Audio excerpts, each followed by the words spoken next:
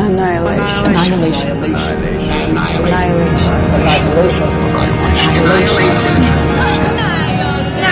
minute at a time. Eternal undines split the pure water. Venus, sister of Azure, stir up the clear wave. Wandering Jews of Norway, tell me of snow. Old beloved exiles, tell me of the sea. Myself? No more of these pure drinks. These water flowers for glasses. Neither legends nor faces quench my thirst. Singer, your god-child is my thirst so mad. A mouthless, intimate hydra, which consumes and ravages. Arthur Rimbaud, The Soul. Brian Baker, The Geometry of the Space Age, J.G. Ballard's short fiction and science fiction of the 1960s, explains, quote, in Ballard's early fictions, the physical world is an exterior manifestation of a psychological landscape. As Andrzej Gasiorek puts it in his book, J.G. Ballard, the events depicted exteriorized psychological adjustments and transformation. Space is psychologized, and so the boundary between inner and outer worlds becomes blurred. End quote. While annihilation may inherently be Ballardian, Baker says, quote, Ballard's protagonists are only too eager to embrace the transformative possibilities of the disaster, even if this is at the cost of personal dissolution. End quote. However much Radek and Ventress gave in willingly to their transformation, Shepard and Thornton are killed while fighting, and Lena will next minute shoot this alien being when it becomes humanoid. In coming on this mission, she may have been risking self-destruction, but counter to Ventress's theories, Lena does not embrace her own destruction. She already destroyed her marriage and sent her husband off on a suicide mission. She seeks something more constructive. So annihilation may be a Ballardian story, but Lena is not necessarily a Ballardian heroine. David Punter, The Hidden Script, Writing in the Unconscious, suggests that Ballard challenges conventional encodings of human subjectivity.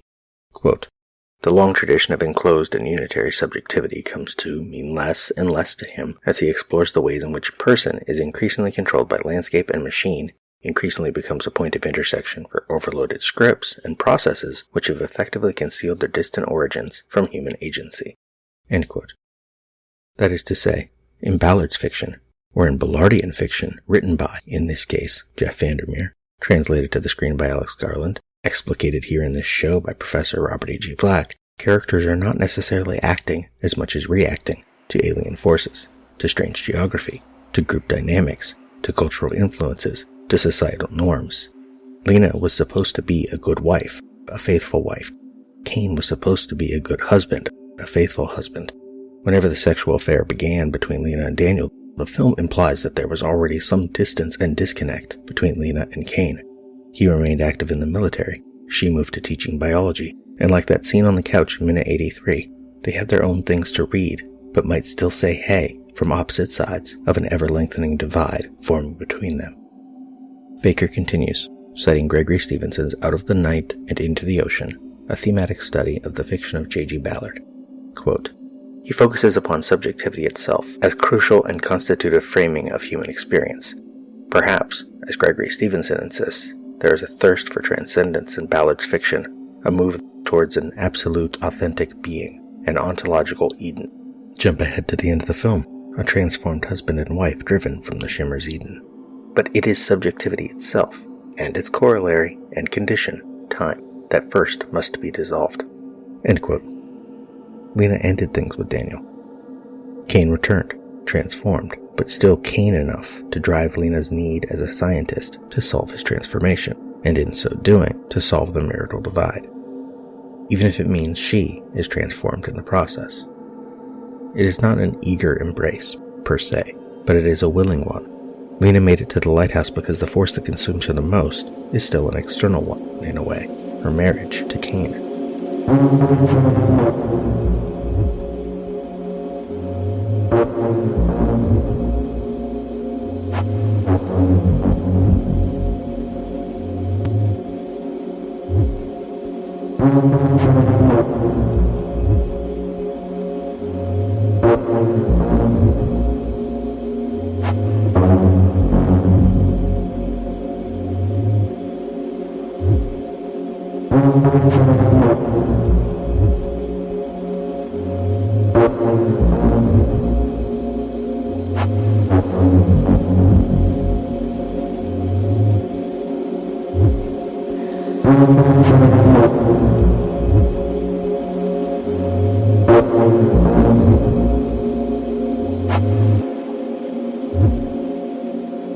Motorat's The Mark Place.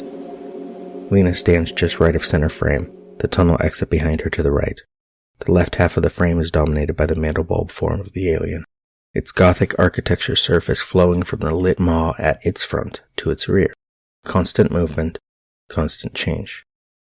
But let us move backward in time, even if time must, perhaps, be dissolved for Lena to escape. Jesus Nahara explains some basics in Medium, 12th August 2020. Quote, captivated by the motion of waves and mesmerized by the perfectly imperfect symmetry of leaves, it's crystal clear we're a pattern-seeking species. Externally, studies have proven that we use patterns to weigh our environment of danger. A disruption in our daily routine, particularly back in hunter and gatherer societies, signals to our conscious that something is off. Internally, patterns are inscribed in our DNA. In an energy conservation effort, most biological processes are duplicative and are therefore likely to generate a visual form indicative of patterns. The branch of math centered around the study of continuous patterned, yet irregular scalar symmetry is known as fractal geometry. The story for modern fractals traces back to the 17th century when René Descartes first introduced the concept graphing a polynomial function. As elegant and evolutionary as they were, we, i.e. the math community, eventually noticed a glaring issue in this definition. They failed to easily, predictably trace out the patterns noticed IRL. Using absurdly long and convoluted polynomials in an attempt to graph highlighted obvious shortcomings. They were missing a key, required shift in frame of reference. The trick to mathematically mapping organic patterns is to not analyze them as they are, but rather to think of what it took to produce them. They were missing the principle of iterations. Evolutionary forces carve out the most effective processes for a species, and then repeat that process. Thus, nature is commonly, organically generative. A more familiar, universal example of this is the famed Fibonacci sequence seen in sunflower patterns and spiral shells. A core reason for its popularity is that its intricacy is generated by iterating a stunningly simple sequence. The Fibonacci sequence is the simplest example of an iterative function, but it does the trick in highlighting its generative nature.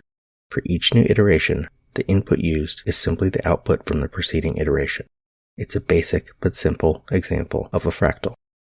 Fractals, the crux of fractal geometry, are infinitely complex and detailed patterns that are self-similar across different scales. They're mathematical objects created by recursions of functions in a complex space. As we'll see shortly, fractal geometry brings us much closer to replicating the irregularities and intricacies that surround us. End quote. We've not even gotten to Gaston Julia, or Benoit Mandelbrot, and one can already see how the mandelbulb is a thematically appropriate structure for Lena to be inside both the shimmer edge and the interior walls of this subterranean chamber, and to be facing the being itself. Except really that one is inside the other. Inside the other is just the fractal form acting appropriately, even if also metaphorically. Recall J.G. Ballard's own essay, Which Way to Inner Space, referenced in minute 16 of this show and shared in entirety in minute 58. He argued, for example, quote, the biggest developments of the immediate future will take place not on the moon or Mars, but on Earth, and it is inner space, not outer, that needs to be explored. The only truly alien planet is Earth. In the past, the scientific bias of SF has been towards the physical sciences, rocketry, electronics, cybernetics, and the emphasis should switch to the biological sciences. Accuracy, that last refuge of the unimaginative, doesn't matter a hoot. What we need is not science fact, but more science fiction. More precisely, I'd like to see SF becoming abstract and cool, inventing fresh situations and contexts that illustrate its theme obliquely. For example, instead of treating time like a sort of glorified scenic railway, I'd like to see it used for what it is, one of the perspectives of the personality, and the elaboration of concepts such as the time zone, deep time, and archaeopsychic time. I'd like to see more psycho-literary ideas, more metabiological and metachemical concepts, private time systems, synthetic psychologies and space-times, more of the somber half-worlds one glimpses in the paintings of schizophrenics. All in all, a complete speculative poetry and fantasy of science. I firmly believe that only science fiction is fully equipped to become the literature of tomorrow, and that it is the only medium with an adequate vocabulary of ideas and situations. By and large, the standards it sets for itself are higher than those of any other specialist literary genre, and from now on, I think, most of the hard work will fall not on the writer and editor, but on the readers. the onus is on them to accept a more oblique narrative style, understated themes, private symbols, and vocabularies.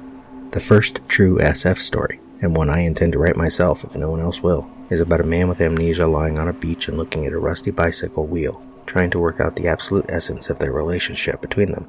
If this sounds offbeat and abstract, so much the better, for science fiction could use a big dose of the experimental. And if it sounds boring, well, at least it will be a new kind of boredom. End quote.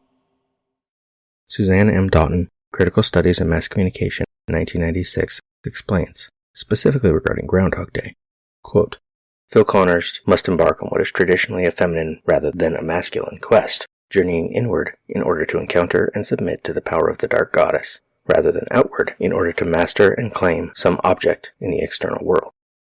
Groundhog Day presents one man's metaphorical journey away from the stereotypically masculine pursuit of power and agency, the drive to control his life and the people and events in it.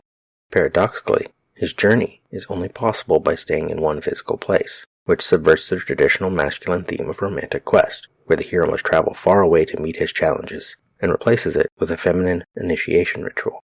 End quote. Annihilation, then, is the reverse, or a twisting of Groundhog Day. Lena's metaphorical journey is only possible by venturing into this faraway and even immeasurable place, the Shimmer, on something like the traditionally masculine quest. Except for Lena and the other women in her party, the only reason they go on the external quest is to deal with internal struggles. Doughton continues, quote, Groundhog Day is thus a parable about the redemption through feminization of the stereotypically sexist American male. End quote. Is Annihilation a parable about the redemption through masculinization of the stereotypical American female? Lena, with her military background, is not a stereotypical American female, as such. Her journey is not the paradox that Doughton suggests Phil Connors' journey is, except inasmuch as the only way in is out. Ballard would appreciate it. Doughton continues, quote, Events conspire to push him beyond the search for power to the recognition of and identification with other, including women and working-class men, and finally to the acceptance of spirit and communion, with feminist, consciousness-raising, and spiritual, consciousness-expanding results. End quote.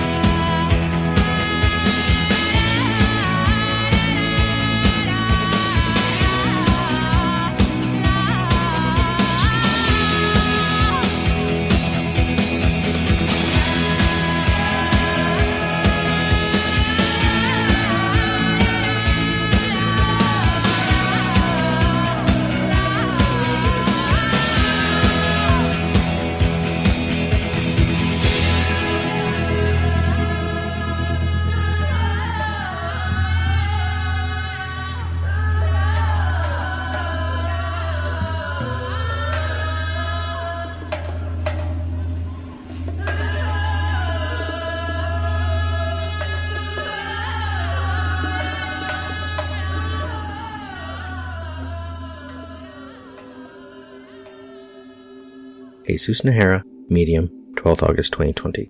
Quote, the prequel to modern fractal geometry begins in the early 1900s with a young protagonist by the name Gaston Julia. A curious collegiate student fascinated with music and mathematics, he was particularly drawn to complex numbers and functions. His contribution to modern fractal geometry started when his attention was piqued by the 1879 paper by Sir Arthur Cayley, the Newton-Fourier imaginary problem. In it, Cayley sought out the roots of the equation function z equals z to the third plus c equals 0, using the Newton-Raphson iterative method. Since there are 3 roots, he wondered if one could predict which of the 3 roots a given starting value of z would reach as a limit. He failed in his quest and left readers with the open challenge, appears to present considerable difficulty.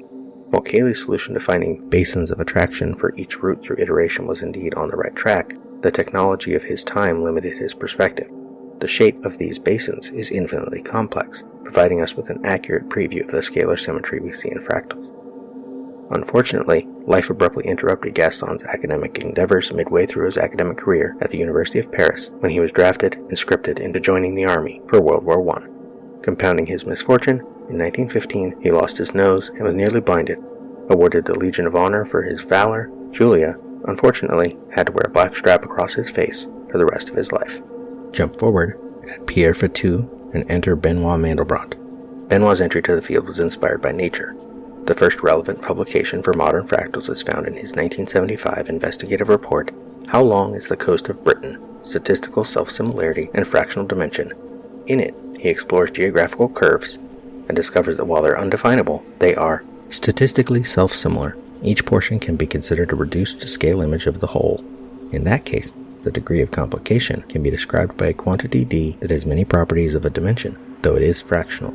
Mandelbrot, who was born in 1924 in Poland, had read the work of both men and studied under Julia in the 1940s. Thus, he knew where to turn. Shortly after his observations studying the coast of Britain, he began using a computer to map out every Julia set, both in search of possible matches and to confirm his suspicion that Julia sets were marked by this fractal property. End quote. Jump forward in history and in medium. Again, Jesus Nahara, but now 29 September 2020. Quote, the search for the 3D Mandelbrot set slumbered until 2007 when one amateur mathematician by the name of Daniel White provided an insightful shift in the frame of reference. White's insight, his contribution, was to interpret the definition of the Mandelbrot geometrically. This made working in the 3D much more practical. Instead of rotating around a circle, complex multiplication, as in the normal 2D Mandelbrot, he instead rotated around phi and theta in 3-dimensional spherical coordinates, x, y, z. Recall that the Mandelbrot set highlights the escape behavior of starting with varying complex constants and iterating through z squared plus c. White aimed to replicate this geometrical boundary limit relationship, same as the Mandelbrot conceptually. White imagined squaring a hypercomplex point, z, to arrive at a new point, then add the remaining constant, c. In reality, it's a bit more involved since simply squaring z provides the magnitude, or the distance to the new point. However, this is still missing the direction. In what direction is this new point placed before we add c? End quote. And this could get really complicated, but this being beneath the lighthouse is not, strictly speaking, a Mandelbulb. It is only an approximation because it has been altered, and it moves, because it is alive. Lena steps toward it, looking into its light. Second 12, angle past Lena on the Mandelbulb. The light inside, like flower petals, grows outward and peels back around the edges. Expands into itself, expands into itself, expands into itself, expands into itself. The camera moves right in front of it, leaving Lena out of frame to the right. Stray particles of light are swept into the bright center of the being. Second 29, reverse. Lena, the bulb reflected in both her eyes. The tunnel exit not quite a halo around her head. She takes a breath. Reverse second 33.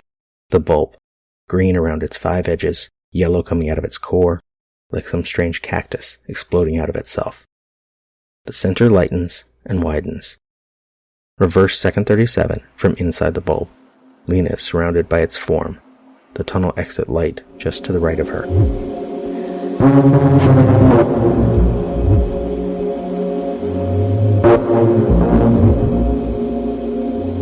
The music quiets. Second 40, reverse. The bulb fills the screen, an exploding and imploding star in the dark universe beneath the lighthouse. Second 45, Extreme close-up on Lena's eyes from slight left. The bulb reflected in them both. A drop of blood sits on the side of her nose opposite, just in from her right eye. The drop moves, expands, and drips away from her skin, one large drop and two much smaller ones. The second 53 we see on the reverse are drawn into the bright, expanding center of the mandibulb. Focus follows the drop of blood into the first blurry and then clear opening. The drop begins to do something, and time runs out for this minute.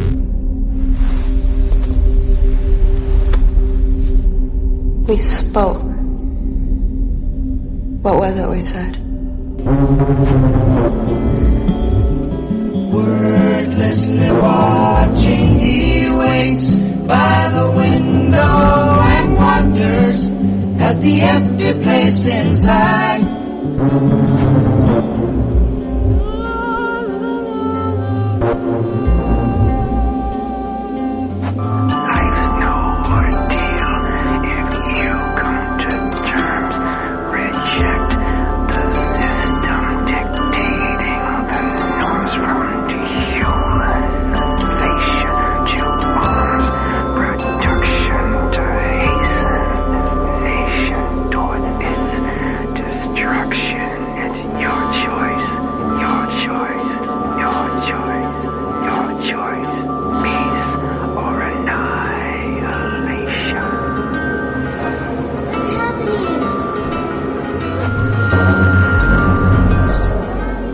Annihilation is all we are.